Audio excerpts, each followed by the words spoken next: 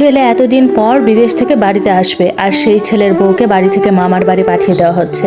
এই বিষয়টা কারো কাছে অস্বাভাবিক কেন লাগছে না সেটা কিছুতেই বুঝতে পারছি না।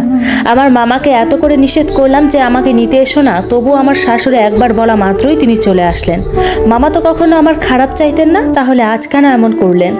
মামা কি কোনোভাবে চাইছে না আমি এখানে সংসার করি?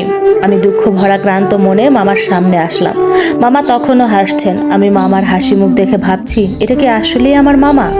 আমার বিয়ের 2 বছর হলেও এই বাড়িতে খুব একটা আশা হয়নি, নতুন বউ উপাধিটা এখনো বিদ্যমান। মামা হেসে মিষ্টির প্যাকেটটা দিয়ে বললেন, তোর শাশুড়ি কোথায় রে মা, দেখছি না যে? আমি আম্মার ঘর দেখিয়ে দিয়ে বললাম, আম্মা ঘরেই আছে। মামা আমার মাথায় হাত বুলিয়ে বললেন, যা মা, রেডি হ, তাড়াতাড়ি বাড়ি যেতে হবে, দুপুর হয়ে যাচ্ছে, আমার অনেক কাজ পড়ে আছে। মামা, আমি তো ফোন করে তোমাকে এখানে আসতে নিষেধ করলাম, তাও কেন আসলে? আমাকে তুমি ভালোবাসো না তাই না?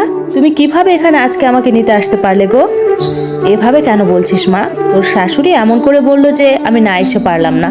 উনি চাইছেন তুই আপাতত কিছুদিন আমাদের ওখানে থাক, জামাই এসে তোকে একদিন নিয়ে আসবে। আমি তখন বললাম, আমি আমার স্বামীকে আজ নিজের চোখে দেখার অধিকার রাখি না? অবশ্যই রাখিস, তোর শাশুড়ি গুরুজন, এ বাড়িতে তার কথাই শেষ কথা, তিনি আশা করছি ভুল কিছু করবেন না।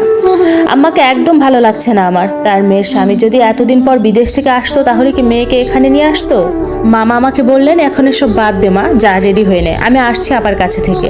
মামা আমাকে কিছু বলার সুযোগ না দিয়ে আম্মার রুমে চলে গেলেন। আবিরকে কল দেওয়ারও সুযোগ নেই, এখানে এসে নতুন সিম না নেওয়া পর্যন্ত কোনো যোগাযোগ করা যাবে না। কি করব কিছুই বুঝতে পারছি না, এদিকে আমার সব কিছু অসহ্য লাগছে।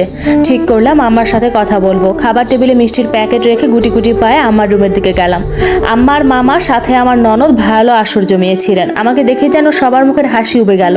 আম্মা কঠোরভাবে বললেন, এখনো এদিক সেদিক কি করছো? তোমাকে তো রেডি হতে বলা হয়েছে। মামাও পাশে থেকে বলে উঠলেন, তোকে তো মা আমি তৈরি হতে বললাম, যা, দেরি করিস না মা, যা।